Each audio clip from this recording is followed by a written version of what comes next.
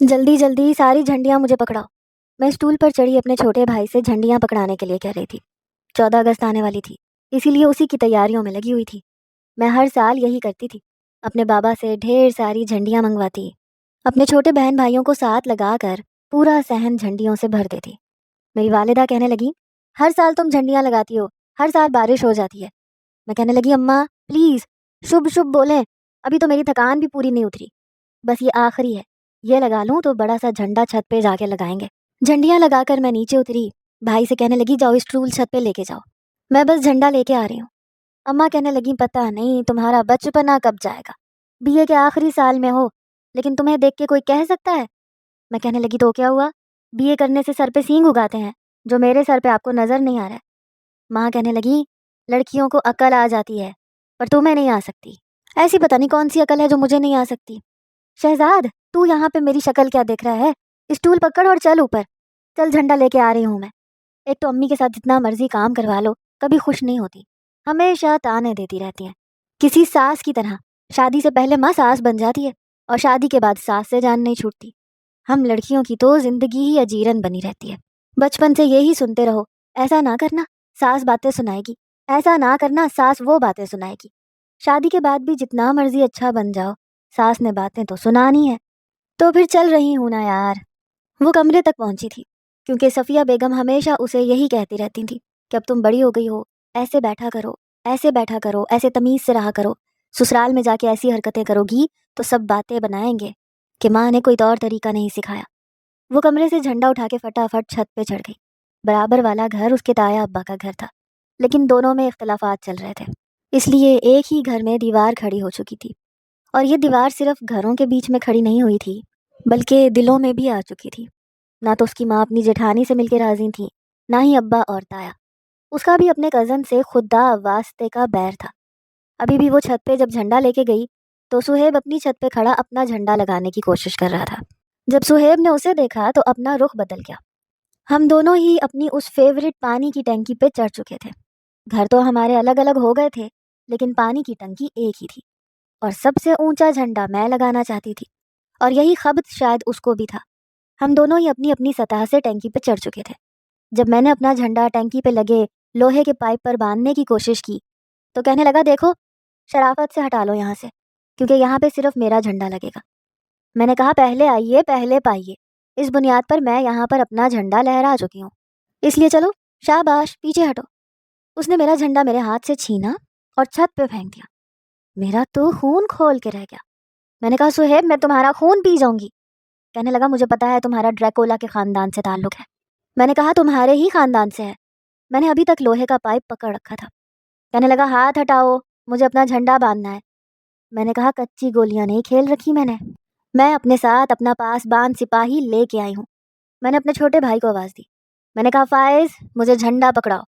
فائز فوراً فرما برداروں کی طرح چھت سے جھنڈا اٹھا کے لے آیا اور اوپر پانی کی ٹینکی کی سیڑھی چڑھنے لگا۔ سہیب کہنے لگا، یہ ہے پاس باندھ سپاہی۔ فائز یوں تو 14 سال کا تھا لیکن قد کچھ چھوٹا تھا اس کا۔ مذاق اڑانے کے لیے اس نے یہ کہا اور ہنسنے لگا۔ کہنے لگا، تبھی تو ہماری قوم کا مستقبل ایسا ہے، کیونکہ بونوں کے ہاتھ میں وطن کا جھنڈا دیا ہوا ہے۔ میں نے کہا، میرے بھائی کو کچھ کہا نا، تمہارا منہ توڑ دوں گی۔ یہ سن کر وہ میرے مقابل آ کر کھڑا ہو گیا۔ کہنے لگا، توڑو منہ میرا، پھر میں تمہیں بتاتا ہوں، ایک دھکا دیا نا، یہاں سے سیدھی گلی میں جا کے گرو گی اور عقل ٹھکانے آ جائے گی۔ 14 اگست کے موقع پہ چچا تمہاری تدفین کرتے ہوئے نظر آئیں گے، کیونکہ جہاں ٹینکی پر میں کھڑی تھی وہاں پیچھے گلی تھی، وہاں سے گرتی تو واقعی بچ نہیں سکتی تھی، مرتی نہ بھی تو سر منہ تو پھٹ ہی جاتا، اور اس کمینے سے مجھے کچھ بعید بھی نہیں تھا، وہ کچھ بھی کر سکتا تھا۔ جیسے ہی فائز اوپر آیا غصے سے سہیب کو دیکھنے لگا۔ کہنے لگا، بونا کس کو کہا تو نے؟ او ٹیڈی بکری، آرام سے بیٹھ جا، اگر دو بڑے بات کر رہے ہو نا تو تیسرے کو خاموش رہنا چاہیے۔ فائز نے جھنڈا مجھے پکڑایا۔ جیسے ہی میں نے جھنڈا رکھنے کے لیے ہاتھ پائپ سے ہٹایا، اس نے اپنا جھنڈا رکھا اور باندھنا شروع کر دیا۔ میں نے کہا، سہیب کے بچے شرافت سے پیچھے ہٹ جاؤ اور ہٹاؤ یہاں سے اپنا جھنڈا۔ کہنے لگا، نو مائی سویٹ کزن، اب تو لگ چکا ہے۔ میں نے اسی کے برابر میں اپنا جھنڈا بھی لگا دیا۔ دونوں جھنڈے تقریباً برابر ہی تھے، حالانکہ میری خواہش تھی کہ سب سے اوپر میرا ہو۔ ہم دونوں ہی اپنی اپنی چھتوں پر اتر چکے تھے۔ جب گھروں کے بٹوارے ہوئے تھے تو ساتھ میں دادی کا بھی بٹوارا ہو چکا تھا۔ 15 دن دادی ہمارے گھر رہتی تھیں، 15 دن تایا ابا کے گھر۔ جب ہمارے گھر آتی تھی تو تایا کی بڑی شکایتیں لگاتی تھیں، مجھے ٹھیک سے پوچھتا نہیں ہے، بیوی کا غلام ہے۔ میری امی ان کی سگی بھانجی تھی اور تائی امی دادا ابا کی بھتیجی تھی، اس لیے وہ دادی اماں کو شروع سے بری لگتی تھیں، اور وہ میری ماں کی خدمت کی تعریف خوب کرتی تھیں، وہ بھی اپنے نمبر لگانے کے لیے، کیونکہ دادی جب برادری میں کسی شادی پر جاتی تھیں تو میری ماں کی خوب تعریفیں کرتی تھیں اور تائی اماں کی برائیاں کرتی تھیں۔ یہ سلسلہ ہم بچپن سے دیکھتے آ رہے تھے۔ دوسرا، میری دادی اماں کو کچھ بھولنے کی بیماری بھی تھی، جیسے ہی اپنی پرانی چیزیں دیکھتی تو انہیں فوراً یاد آ جاتا تھا۔ ہر 14 اگست پر دادی اماں اپنا پرانا حسین دور نکال کے بیٹھ جاتی، پاکستان آزاد ہونے سے پہلے کے زمانے کی یاد ہے، یا یوں کہیے کہ پاکستان آزاد ہوا تو وہ 7-8 برس کی تھی۔ میں اپنے گھر میں سب سے چھوٹی تھی، باقی بڑے بہن بھائیوں کی سب کی شادی ہو گئی تھی۔ بڑے بھائی شادی کے بعد دبئی میں سیٹ ہو چکے تھے، بہنیں اپنے گھروں میں تھیں۔ سہیب اپنے گھر میں چھوٹا تھا، اس کی صرف بہنیں ہی تھیں اور سب کی سب شادی شدہ تھیں۔ سب بہنوں کا چہیتا بنا پھرتا تھا، قد کیا لمبا ہو گیا، جم جا جا کے باڈی کیا بنا لی، خود کو سلمان خان سمجھتا تھا۔ 14 اگست پر دادی اماں نے جو دھماکہ ہمارے سروں پر کیا، ہم لوگ بوکھلا کے رہ گئے۔ 14 اگست پر دادی اماں کو ہمارے گھر آنا تھا، حالانکہ باری ان کی 15 اگست کے بعد آنی تھی، کیونکہ 15 دن کا وقفہ تھا، لیکن وہ کہتی تھی کہ 14 اگست چھوٹے بیٹے کے ساتھ ہی مناؤں گی۔ تایا کو کوئی اعتراض نہیں تھا، لیکن تائی کہنے لگی، نہیں، سفینہ مجھے تانے دے گی، لیکن پھر بھی لڑ لڑ کر دادی 13 تاریخ کو ہمارے گھر آ چکی تھی۔ ہم بڑے خوش تھے۔ دادی اماں نے اسی رات صندوق کھولا، پھر ان کے آنسو ٹپ ٹپ بہنے لگے، کیونکہ جب وہ واپس آئی تھیں تو کئی رشتہ دار اور ان کی سہیلیاں ان سے بچھڑ گئی تھیں۔ جب ان کو یاد کرتی تھیں تو بہت روتی تھیں۔ پورا سال تو ویسے دادی اماں کو اپنی بہنیں اور سہیلیاں یاد نہیں آتی تھیں، لیکن جب صندوق کھولتی تو کسی کی چوڑیاں دیکھ کے روتی، کسی کا دوپٹہ دیکھ کے، پھر پاکستان آزاد ہونے کے جتنے قصے ان کو یاد ہوتے وہ ہمیں سنا دیتی۔ اس وقت ایسا ہوا تھا، اس وقت ویسا ہوا تھا، پھر انہیں دادا ابا بھی یاد آنے لگتے۔ لیکن آج جو کچھ ان کے صندوق کے نیچے سے نکلا تو اس نے ہم سب کے ہوش اڑا کے رکھ دیے۔ پہلی بار دادی اماں کو بھی نظر آیا تھا، وہ تھی ہمارے دادا ابا کی وصیت، اور اس کا خیال بھی اس وقت آیا جب وکیل صاحب ہمارے گھر آئے۔ ایک تو 14 اگست، اگلے روز ہمارے تیاریاں ختم نہیں ہو رہی تھیں، شام کو دادی اماں صندوق کھول کے بیٹھ گئی۔ عین اسی وقت وکیل صاحب بھی آ گئے، جو کہ کافی عمر رسیدہ ہو چکے تھے۔ ابا نے ہی انہیں ڈرائنگ روم میں بٹھا دیا، دادی اماں بھی وہیں اپنی پول پٹاری لے کے بیٹھی ہوئی تھیں۔ ابا نے کہا، جی وکیل صاحب، خیر سے آنا ہوا؟ کہنے لگے، تمہارے ابا نے کہا تھا کہ جب تمہاری چھوٹی بیٹی 18 سے اوپر کی ہو جائے تو پھر یہ وصیت میں تمہیں اور تمہارے بڑے بھائی کو سنا دوں، اس کی ایک کاپی تمہاری دادی کے صندوق میں ضرور ہوگی۔ یہ سن کر دادی بھی متحیر تھیں اور ہم لوگ بھی حیران تھے، لیکن میری ماں کہنے لگی کہ مجھے منور بھائی سے کوئی مسئلہ نہیں ہے، لیکن نجمہ بھابھی میرے گھر نہیں آئیں گی۔ میری والدہ کی بات سن کے وکیل کہنے لگا کہ دیکھیں، یا تو آپ دونوں کو ان کے گھر جانا پڑے گا یا پھر ان کو یہاں بلانا پڑے گا۔ یہ بات میں سارے خاندان کے سامنے کہنا چاہتا ہوں، یہ آپ کے والد کی وصیت ہے۔ دادا کے بس 2 ہی بیٹے تھے، ابا اور تایا، بہن کوئی تھی نہیں۔ خیر، وکیل صاحب نے میرے تایا ابا کو فون کیا اور انہیں ہمارے گھر پہ بلوا لیا۔ تایا ابا، تائی، سہیب تینوں ہی ہمارے گھر پہنچ گئے۔ سب کو لگا کہ شاید دادا ابا نے کوئی ایسی جائیداد رکھی ہوگی جس کا ہمیں علم نہیں ہوگا، اور وکیل صاحب اس کا بٹوارا کرنے آئے ہوں گے۔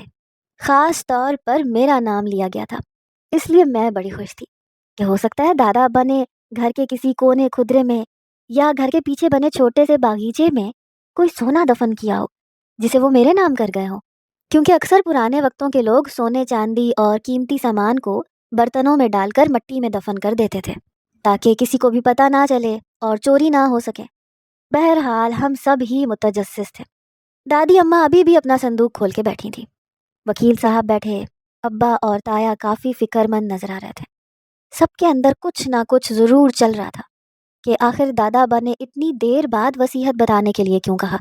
وکیل صاحب نے جیب میں سے پرانا سا پرچہ نکالا اور اسے پڑھنا شروع کیا۔ میں محمد مختار اپنے ہوش و حواس میں یہ نصیحت کر رہا ہوں کہ یہ گھر نہ تو میرے چھوٹے بیٹے کے نام ہوگا اور نہ ہی بڑے بیٹے کے، جب تک کہ وہ آپس میں اپنے بچوں کا رشتہ ایک دوسرے سے نہ کریں، ورنہ میرا یہ گھر بیچ کر خیراتی ادارے میں پیسہ دے دیا جائے۔ ویسے تو سارے خاندان کی شادیاں ہو چکی تھیں، بچے تھے میں یا پھر سہیب، اور وہاں پر میرا اور سہیب کا نام بھی لکھوایا ہوا تھا۔ کہ ان دونوں کی شادی آپس میں کروا دی جائے تو ہی جائیداد ملے گی، ورنہ 1 مہینے کے اندر اندر گھر خالی کرنا پڑے گا۔ یہ سن کر تو دادی کی صندوق سے بھی وصیت کی دوسری کاپی مل گئی۔ تایا ابا اور ابا دونوں ایک دوسرے کے مد مقابل غصے میں کھڑے ہو گئے، کہنے لگے میں اپنی بیٹی کی شادی کبھی بھی اس کے نکمے اور آوارہ بیٹے کو نہیں دوں گا۔ یہ سن کے تایا ابا کو بھی تپ چڑھی۔ سہیب بھی غصے سے میرے ابا کو دیکھنے لگا، کہنے لگا آپ کی اندھی بیٹی سے میں بھی شادی نہیں کرنا چاہتا۔ اس نے سیدھا میری نظر اور میری نظر کے چشمے کا تانا دے دیا۔ میں نے اپنا چشمہ ناک سے اوپر کیا۔ اگر تم لوگوں کو یہ رشتہ منظور نہیں ہے تو ٹھیک ہے، گھر خالی کرتے ہیں۔ اس گھر کے علاوہ تو ہمارے پاس کچھ بھی نہیں ہے۔ اتنا کچھ خاص ابا کماتے بھی نہیں تھے، بس اتنا کماتے تھے کہ مہینہ گزر رہا تھا۔ تایا ابا کا بھی کوئی بہت اچھا کام کاروبار نہیں تھا۔ میرے تو سارے ارمانوں پر پانی پھر کے رہ گیا۔ میں تو سوچ رہی تھی دادا ابا کو مجھ سے بہت پیار ہے، میرے لیے کوئی سونا چاندی چھپا کے گئے ہوں گے۔ وصیت بھی کی تو کیا، اس کمینے سے رشتہ میں مر کے بھی نہ کرتی۔ خیر، میں جانتی تھی کہ شادی وادی تو ہونے والی نہیں، لیکن سب سے بڑا مسئلہ گھر کا تھا۔ دادی اماں رونے لگی کہ میرے شوہر کی اگر کوئی آخری خواہش ہے اور اگر تم دونوں نے یہ خواہش پوری نہیں کی تو میں تم دونوں کو دودھ نہیں بخشوں گی۔ میرے ابا کی پریشانی دور کرنے کے بجائے سہیب کہنے لگا میں سڑکوں پہ رہنا منظور کر لوں گا، اس فتنی لڑکی سے شادی نہیں کروں گا۔ میں نے کہا میں کہاں سے مری جا رہی ہوں، شکل دیکھی ہے تم نے اپنی، قد دیکھا ہے، انسان کم اور اونٹ زیادہ لگتے ہو۔ میں نے بھی اس کے لمبے اونچے قد پہ چوٹ کی تھی۔ تایا ابا اور ابو چپ ہو گئے۔ میں اور سہیب تو شروع ہو چکے تھے۔ وکیل کہنے لگا آپ لوگوں کی مرضی ہے۔ دادی اماں کہنے لگی کیسی مرضی، میرا کیا ہے، میری تو زندگی ویسے بھی 4 دن کی رہ گئی ہے، میں یتیم خانے میں گزار لوں گی۔ ان دونوں کو بولو گھر خالی کریں، ورنہ کل 14 اگست ہے، دونوں بچوں کا نکاح کر دیں۔ تایا ابا وکیل سے کہنے لگے وکیل صاحب کل آپ عصر کے بعد پہنچ جائیے گا، آپ کے سامنے ہم نکاح کروا دیں گے۔ اس بات پہ ابا نے بھی کوئی اختلاف نہیں کیا، اور نہ میری امی نے اور نہ تائی امی نے۔ یہ خبر ہم دونوں کے لیے کسی بم کی طرح پھٹی۔ جب ہم نے یہ سنا تو ہم دونوں پھر سے لڑنے جھگڑنے لگے۔ پہلی بار ایسا ہوا تھا کہ ہماری مائیں اور ہمارے باپ چپ تھے۔ اماں نے میرا ہاتھ پکڑ رکھا تھا، تائی اماں نے سہیب کو۔ میں نے کہا میں نہیں کروں گی سہیب کے ساتھ نکاح، انکار کریں ابا۔ وہ کہنے لگا ابا میں بھی اس چڑیل کے ساتھ شادی نہیں کروں گا۔ میں آپ کو صاف کہہ رہا ہوں، آپ کو گھر ملے نہ ملے میرا مسئلہ نہیں ہے، میں اس کو برداشت نہیں کر سکتا، وہ بھی ساری زندگی کے لیے۔ تائی اماں سہیب کو اپنے گھر واپس لے گئی۔ دادی اماں کو ویسے دادا جی کی یاد آنے لگ گئی، وہ رونے لگ گئی۔ میں غصے سے اپنے کمرے میں چلی گئی، لیکن میں سوچ چکی تھی کہ صاف انکار کر دوں گی۔ رات کو میرے ماں باپ میرے کمرے میں آ کے بیٹھ گئے۔ میں نے کہا مجھے ایموشنل بلیک میل کرنے کی ضرورت نہیں ہے۔ اماں کہنے لگی سمجھنے کی کوشش کرو کائنات، گھر سے نکال دیا جائے گا تو کہاں جائیں گے ہم، تمہارے ابا کا اتنا کام نہیں ہے، ارے یہاں کھانا پینا بڑی مشکل سے پورا ہوتا ہے، جو تھوڑے بہت پیسے بچاتی ہوں میں وہ تمہارے جہیز کے لیے رکھ دیتے ہیں، تمہاری 3 بہنوں کی شادی بڑی مشکل سے کی ہے، ایک گھر کا آسرا ہے، یہ بھی چلا جائے گا۔ جانتی ہو آج کل کراچی میں گھر کتنے مہنگے ہیں، ہزاروں روپے کرائے پہ لگ جاتا ہے، پھر بجلی کا بل، یہ سب ملا کے 50,000 ختم ہو جاتے ہیں، پتہ ہی نہیں چلتا مہینہ کب ختم ہوا اور کب شروع ہوا۔ دیکھو بیٹا سمجھنے کی کوشش کرو، کسی سے تو تمہاری شادی ہم نے کرنی ہی تھی نا، تو سہیب سے صحیح۔ میں نے کہا اس کا مطلب آپ لوگ مجھے بلی کا بکرا بنانا چاہتے ہیں، مجھے اس کمینے کے حوالے کرنا چاہتے ہیں، وہ تو مجھ سے گن گن کے بدلے لے گا، اور تائی اماں میرا جینا حرام کر دیں گی۔ میرے ابا کہنے لگے جیسے کینچی کی طرح تمہاری زبان چلتی ہے نا، مجھے نہیں لگتا تم وہاں پہ ظلم برداشت کرو گی، تمہاری ماں نے تمہیں اینٹ کا جواب پتھر سے دینا خوب سکھایا ہوا ہے، بچپن سے تمہاری تربیت ایسی کی ہے۔ ارے شروع میں کہتا رہا صفیہ بیگم بچوں کے دلوں میں نفرت مت ڈالو مت ڈالو، لیکن نہیں، زہر بھرنا تھا بھر دیا۔ اب دیکھو اپنی بیٹی کو کیسے زہر اگل رہی ہے، وہاں وہ لڑکا اگل رہا ہوگا، تم دونوں دیورانی جیٹھانی نے مل کے بچوں کے ذہنوں میں زہر بھر کے رکھ دیا ہے۔ اب شادی کے علاوہ کوئی چارہ نہیں ہے، نہ وہ مان رہے ہیں نہ یہ مان رہی ہے، اب بیٹھو تم سمجھاؤ جیسے سمجھانا ہے، میں سونے جا رہا ہوں۔ ابا کمرے سے باہر جا چکے تھے۔ اماں میری منت سماجت کرنے لگی، کہنے لگی اگر تمہاری تائی تمہیں کچھ کہے تو تم جواب دے دینا۔ میں نے کہا اماں مجھے یہ زندگی نہیں چاہیے، میں سکون کی زندگی جینا چاہتی ہوں۔ یہ کیا بات ہوئی، پہلے آپ لوگوں کی لڑائیاں دیکھتی رہی اور اب میں تائی اماں سے محاذ کھول کے بیٹھ جاؤں اور وہ میرے ساتھ کہیں کہ تمہاری ماں نے فلاں وقت میں فلاں بات کی تھی، یہ کہا تھا وہ کہا تھا، ایسے کیا تھا ویسے کیا تھا۔ مجھے نہیں پسند ایسی زندگی۔ جب میں نے دیکھا کہ میری بات کو کوئی اہمیت نہیں دی جا رہی تو میں رونے لگی۔ بہرحال میری ماں نے وہی ایموشنل ہو کے جملے بازی شروع کر دی. تمہارے باپ کی عزت کا سوال ہے. پھر اپنی مجبوریوں کا رونا شروع کر دیا. مجبوراً مجھے چپ ہونا پڑا. لیکن جب بھی مجھے سہیب کے نام پر شوہر کا تمغہ اپنے گلے میں ڈالنے کا خیال آتا تو میرے اندر سے جان نکلنے لگتی. شاید تایا ابا اور تائی اماں نے اسے بھی خوب سمجھایا تھا، واسطے دے کے منایا تھا. جب وہ گھر آیا تو سفید شلوار قمیض میں ماتھے پہ بل ڈالے چپ چاپ سا بیٹھا تھا. مجھے بھی اماں نے آپ ہی کی شادی پہ بنائی ہوئی میکسی پہنا دی. اب اتنی جلدی تو کچھ ملنا نہیں تھا. میں اماں سے کہہ چکی تھی کہ بات صرف نکاح تک رہنی چاہیے، لیکن وصیت کے مطابق رخصتی ہونی تھی اور آج ہی ہونی تھی. نکاح کے بعد جب ہم دونوں کو ایک ساتھ بٹھایا گیا تو میرا منہ مشرق کی طرف تھا، اس کا مغرب کی طرف تھا. ہم تو سیدھا بھی دیکھنے کی زحمت نہیں کر رہے تھے. کچھ دیر بعد بڑی مشکل سے وکیل صاحب کے سامنے صلح صفائی کی گئی. ابا اور تایا خوب بغل گیر ہو کے ملے، پر امی اور تائی اماں بڑی مشکل سے ایک دوسرے کے ساتھ کندھے سے کندھا ملا کے پیچھے ہٹ گئیں. دیکھنے والوں کو لگا کہ گلے ملی ہیں. اسی طرح سے رخصتی بھی ہو گئی. تائی اماں نے کوئی خاص اہتمام نہیں کیا تھا. مجھے کمرے میں بٹھا کے یہ تک نہیں پوچھا کہ پانی پیو گی یا نہیں. پوری رات میں نے رو کے گزاری تھی. صبح سے نکاح تک بس روتی رہی تھی. آنکھیں میری ابھی بھی سوجی ہوئی تھیں. بڑی بہن نے ذرا سا میک اپ کر دیا تھا، وہ بھی زبردستی، ورنہ میں تو وہ بھی نہیں کروا رہی تھی. کچھ دیر بعد سہیب بڑے غصے سے کمرے میں داخل ہوا. دھاڑ سے دروازہ بند کیا، میرے پاس آیا، کہنے لگا کوئی اچھی توقع مت رکھنا مجھ سے. میں نے کہا میں ایسی امید لے کے آئی بھی نہیں ہوں. میں اٹھ کے کھڑی ہو گئی.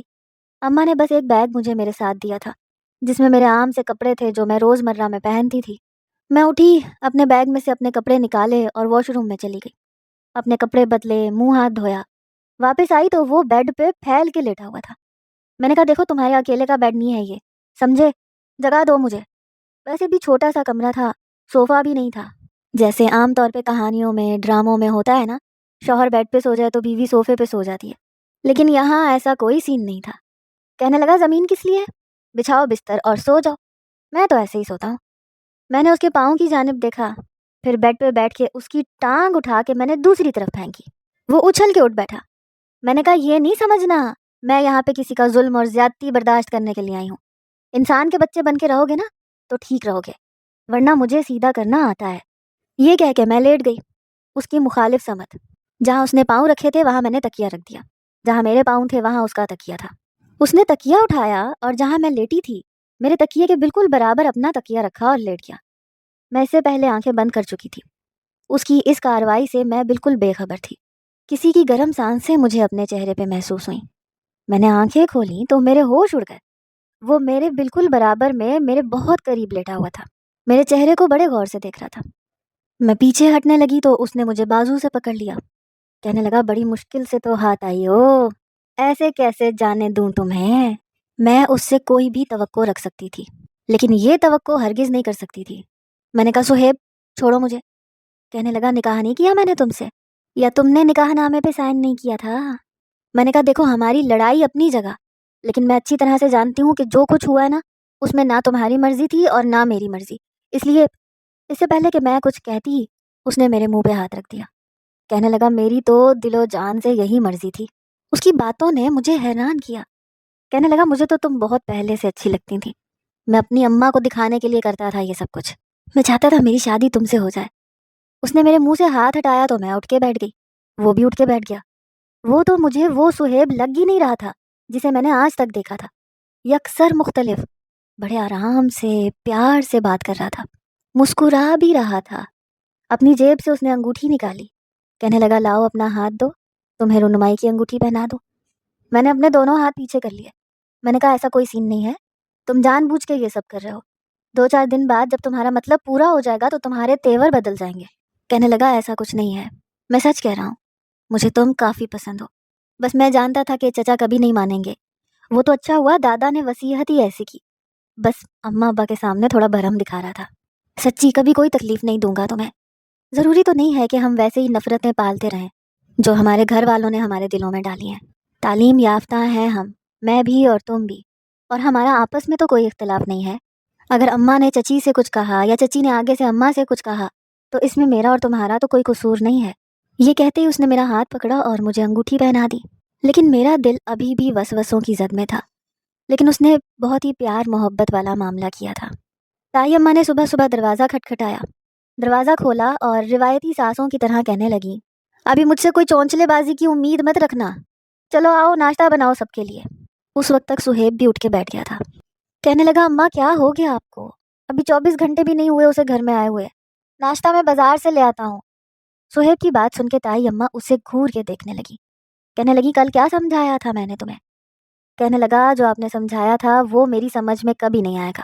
کائنات میری بیوی ہے، اس لیے اسے وہی عزت دیں جو آپ نے میری بیوی کے لیے سوچ کے رکھی تھی، اور میرا بھی آپ سے وعدہ ہے کہ یہ بھی آپ کو اتنی ہی عزت اور محبت دے گی۔ کہنے لگی، سوچ ہے تمہاری، صفیہ کی بیٹی ہے یہ، گن گن کے بدلے لے گی مجھ سے، مجھے کونے میں بٹھا کے رکھے گی کسی فالتو چیز کی طرح۔ یہ کہتے ہوئے دوپٹے سے اپنے آنسو پونچھتے ہوئے چلی گئی۔ سہیب کہنے لگا، دیکھو میں نے تمہارے ساتھ ایسا کوئی رویہ نہیں رکھا اور نہ ہی رکھوں گا، بڑوں کی لڑائیاں بڑوں تک ہی رہنے دینا۔ تم سمجھو تمہاری شادی کسی اور سہیب سے ہوئی ہے، اور تم نے اس کے ساتھ ویسے ہی رہنا ہے جیسے تم شادی کے بعد رہنا چاہتی تھی۔ میں نے کہا ٹھیک ہے۔ بہرحال ناشتہ وہ لے کر آیا، پھر چائے میں نے بنائی، تائی اماں کے سامنے بھی رکھی، پھر میں ان کے پاس بیٹھ گئی۔ میں نے کہا، میں کوشش کروں گی کہ آپ کو مجھ سے کوئی شکایت نہ ہو۔ تائی اماں اتنی بھی بری نہیں تھی جتنا میں نے اماں کی زبان سے سنا تھا، نہ سہیب ایسا تھا۔ اگر تائی اماں کی غلطی ہوتی تو انہیں ٹوک دیتا تھا۔ میں 5 دن بعد اماں کے گھر گئی تو اماں کو میری بڑی فکر تھی۔ کہنے لگی، اس کلموہی نے تمہارے ساتھ کوئی ظلم زیادتی تو نہیں کی؟ میں نے کہا، اماں آرام سے بات کریں، کیا ہو گیا آپ کو؟ کہنے لگی، دیکھو کوئی ضرورت نہیں ہے تمہیں یہ ڈرنے کی، نہ سہیب سے نہ اس کی ماں سے۔ میں نے کہا، وہ دونوں بہت اچھے ہیں، مجھے کسی سے کوئی شکایت نہیں ہے۔ اماں کہنے لگی، میں جانتی ہوں اسے، میں نے 10 سال گزارے ہیں اس کے ساتھ، بڑی میٹھی چھری ہے یہ۔ اماں مجھے تائی اماں کے خلاف ابھی بھی سکھاتی رہتی تھی، لیکن میں ایک کان سے سن کے دوسرے کان سے نکال دیتی تھی، کیونکہ جب سہیب میرے ساتھ ٹھیک تھا تو تائی اماں کا رویہ ٹھیک تھا، تو پھر میں کیوں اپنے گھر کو جہنم بنا دی؟ سہیب کی بات ٹھیک تھی، ہم نے آپس میں ایک دوسرے سے ایسے ہی دشمنی کر لی جیسے پاکستان آزاد ہونے سے پہلے ہندو مسلم کی ہوا کرتی تھی۔ دلوں میں اتنی نفرتیں پیدا کر لیں کہ ہمارے دل ان نفرتوں سے 14 اگست والے دن بھی آزاد نہیں ہو پاتے۔ اسی لیے 14 اگست کے موقع پر اپنے دلوں کو نفرتوں سے آزاد کر کے سب سے ملیں اور آزادی کی خوشی منائیں۔ بہت بہت شکریہ۔